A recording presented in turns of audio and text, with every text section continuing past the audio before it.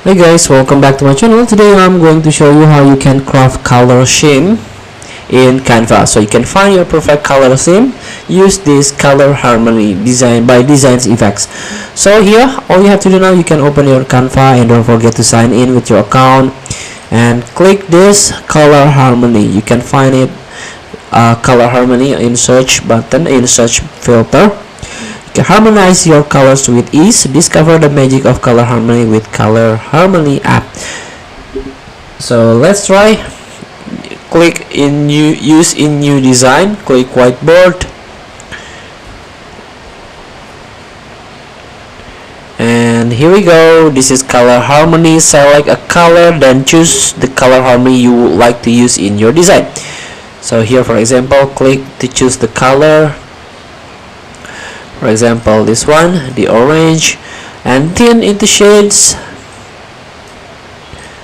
Or you can retry. Two elements are added to your design, or just click see to see all tints and shades.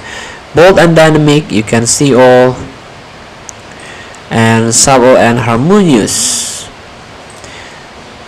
And then you can change the color again, maybe black, gray, or dark gray, or gray, light gray, and so on.